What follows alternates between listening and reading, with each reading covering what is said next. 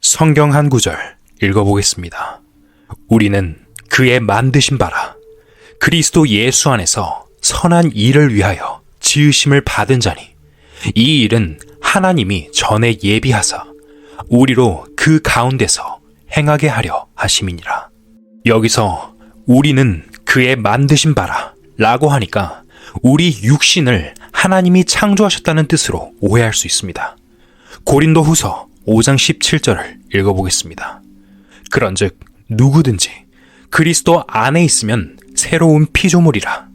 이전 것은 지나갔으니 보라 새 것이 되었도다. 여기서 피조물이라는 표현은 만드셨다는 의미입니다. 새 피조물이라는 것은 새롭게 창조되었다는 뜻입니다. 우리 육신은 어머니의 모태에서 지어졌지만 여기서는 그 창조가 아니라 구원받을 때 새 피조물이 된 것을 가리킵니다. 곧 새로 지음을 받은 사람이 되었다는 뜻입니다. 우리는 이제 새 피조물입니다. 우리 몸이 어머니 모태에서 생겨날 때의 피조물이 아니라 우리 안에 새 생명이 들어와 만들어진 새로운 피조물이라는 뜻입니다. 그것을 에베소서 2장에서 우리는 그의 만드신 바라 라고 표현했습니다. 여러분들은 이제 구원을 받았습니다. 그러나 여러분이 생각하는 구원의 의미와 주님이 보시는 의미는 다릅니다. 여러분은 구원받았으니 이제 지옥에 가지 않는다. 영원한 천국에 갈 수 있다. 영생을 얻었다. 라고 생각하며 기뻐하고 감사할 것입니다. 하지만 주님께서는 우리를 구원하신 또 다른 목적을 가지고 계십니다. 에베소서 2장 10절을 읽어보겠습니다. 그리스도 예수 안에서 선한 일을 위하여 지으심을 받은 자니 우리가 이 성경을 잘못 이해하면 우리는 도덕가가 되어버립니다. 세상 곳곳을 돌아다니면서 모든 선한 일, 눈에 보이는 선한 일을 다 하려고 덤벼드는 그런 도덕주의적인 사람이 되어버립니다. 여기서 이 선한 일이라는 것은 세상 사람들이 생각하는 그런 선한 일이 아닙니다. 다시 한 번 더 읽어보겠습니다. 그리스도 예수 안에서 선한 일을 위하여 지으심을 받은 자니 이 일은 하나님이 전에 예비하사 우리로 그 가운데서 행하게 하려 하심이니라. 그 일이 무엇입니까? 하나님께서 창조 전에 예비해 두신 일입니다. 이건 조금 어렵기 때문에 지금 자세한 설명은 하지 않겠습니다. 창세 전에 하나님이 예비해 놓은 일이 하나 있습니다. 하나님이 사람을 왜 창조하셨습니까? 하나님이 사람을 창조하신 목적이 하나 있습니다. 하나님께서는 사람을 사랑의 짝으로 창조하신 겁니다. 궁극적인 목적은 영원한 천국, 즉 영원한 사랑의 세계를 만드는 것입니다. 그런데 사람들은 그 영원한 천국이 어떻게 이루어지는지를 잘 모릅니다. 요한계시록 21장 9절을 읽어보겠습니다. 7 대접을 가지고 마지막 7 재앙을 담은 7 천사 중 하나가 나와서 내게 말하여 가로되 이리 오라. 내가 신부 곧 어린 양의 아내를 내게 보이리라 하고. 신부 곧 어린 양의 아내가 무엇입니까? 교회입니다. 교회가 완성되면 주님의 신부가 됩니다.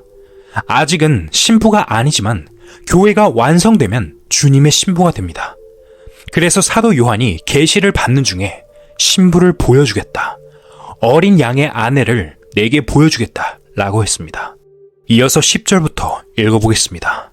성령으로 나를 데리고 크고 높은 산으로 올라가 하나님께로부터 하늘에서 내려오는 거룩한 성 예루살렘을 보이니 하나님의 영광이 있음에 그 성의 빛이 지극히 귀한 보석 같고 벽옥과 수정같이 맑더라. 크고 높은 성곽이 있고 12문이 있는데 문에 12 천사가 있고 그 문들 위에 이름을 썼으니 이스라엘 자손 12지파의 이름들이라. 동편의 세문, 북편의 세문, 남편의 세문, 서편의 세문이니 그 성에 성곽은 12기초석이 있고 그 위에 어린 양의 12사도의 12 이름이 있더라. 내게 말하는 자가 그 성과 그 문들과 성곽을 청량하려고 금 갈대를 가졌더라. 이는 천국을 설명하는 구절입니다. 영원한 천국, 즉 예루살렘 성을 설명하면서 금과 보석으로 장식된 모습을 보여줍니다.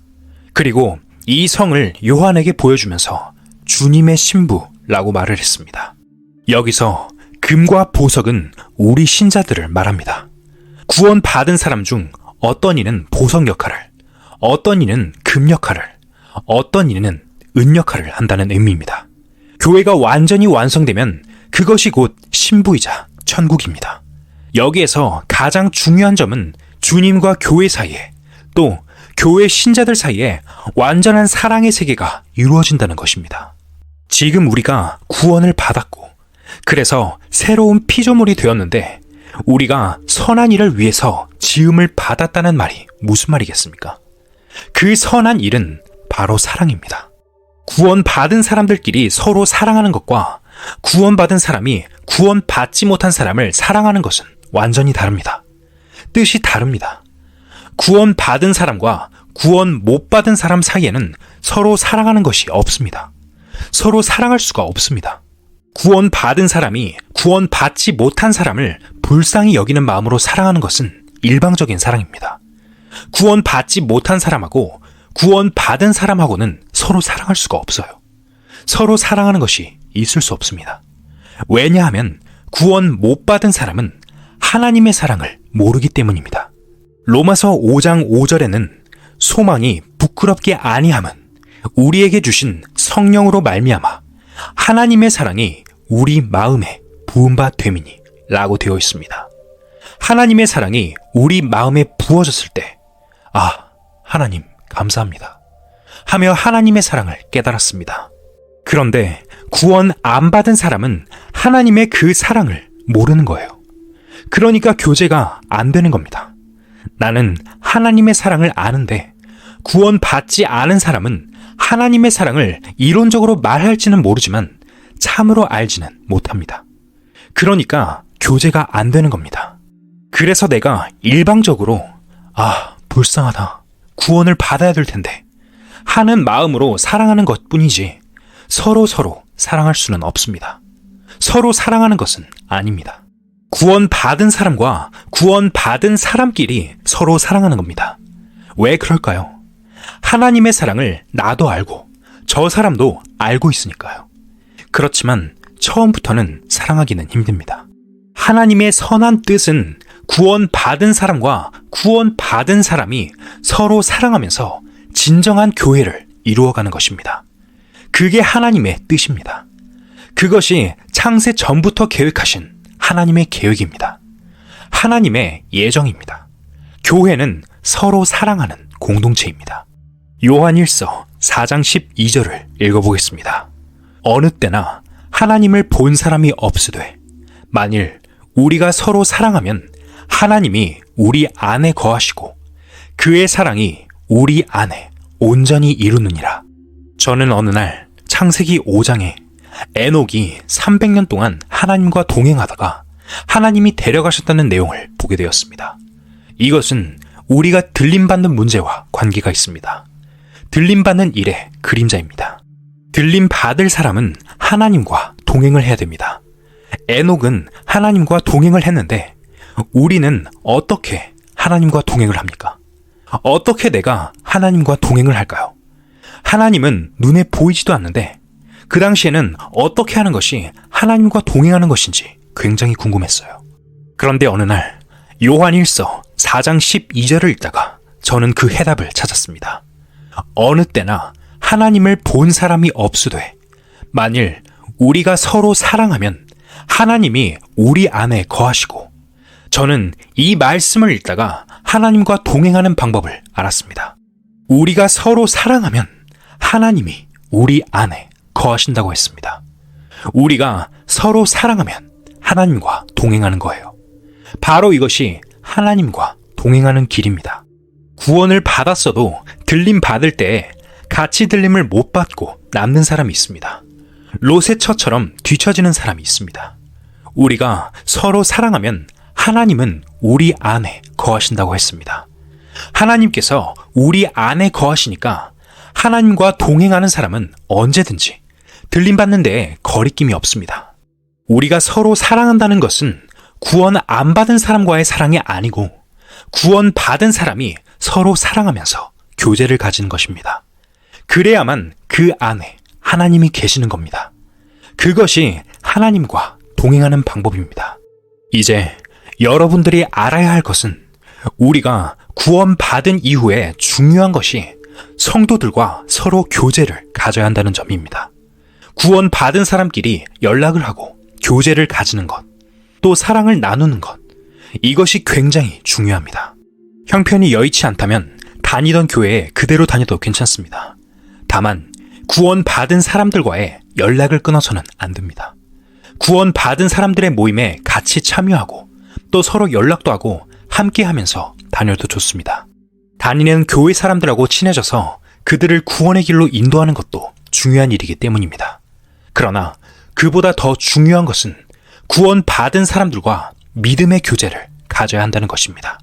이것은 여러분들이 올바른 신앙생활을 하느냐 못하느냐를 좌우하는 문제입니다. 굉장히 중요한 문제입니다. 가장 극복하기 어려운 문제는 이방에 있는 환경이나 교회 의식에 얽매여서 믿음의 교제를 못하게 되는 것입니다. 하나님의 근본적인 계획, 즉 인류의 역사를 이루어 가시는 목적은 단 한 가지입니다. 이 역사 속에서 교회를 이루어서 그것이 완성되면 영원한 천국이 이루어지는 것입니다. 교회가 완성되는 것이 영원한 천국입니다. 그 교회가 무엇입니까?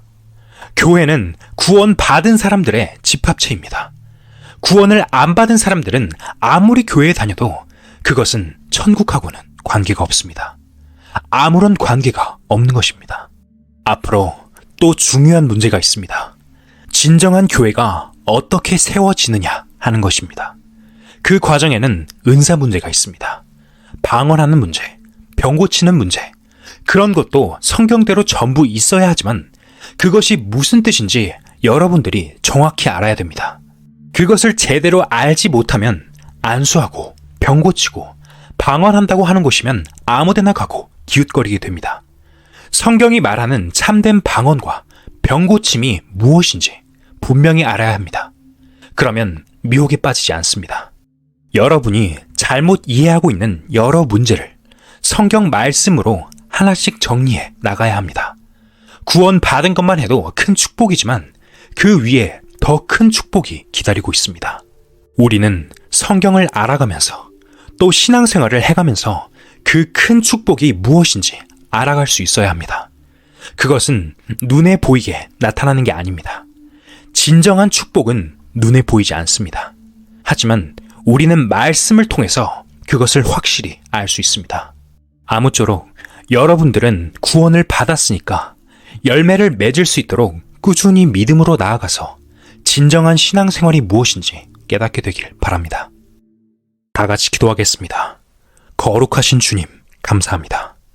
우리를 구원해 주시고 영원한 천국에 갈 수 있는 성령의 인침을 우리에게 주신 것을 진심으로 감사합니다.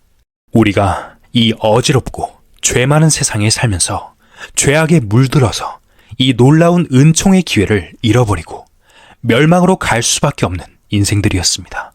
우리가 예수를 믿는다고 말하면서 구원을 못 받고 교회 열심히 다닌다고 하면서도 구원을 모르고 있었는데 진정으로 우리에게 이 거룩한 은혜를 알게 해주셔서 참으로 감사합니다. 주님, 구원 받은 사람으로서 어떻게 믿음으로 믿음에 이르게 되는지, 어떻게 생활의 복음을 알고 복음으로 말미암아 살아갈 수 있는지를 아는 것도 굉장히 중요한 문제입니다. 성도의 교제 가운데 하나님이 함께 하시고 하나님 아버지의 거룩하신 선이 선한 뜻이 계시는 것을 저희가 성경에서 읽었습니다. 그렇다면 우리는 이 말씀의 약속대로 믿음의 교제를 가지고 우리가 서로 사랑하게 될 그때에 우리의 아버지 하나님의 거룩한 사랑이 더욱 우리에게 온전히 이루어져서 주님을 기쁘시게 할 수 있는 줄 압니다. 그렇게 될 때까지 우리를 길러주시고 인도해 주시기를 바랍니다. 모든 말씀을 주님의 이름으로 기도드립니다. 아멘.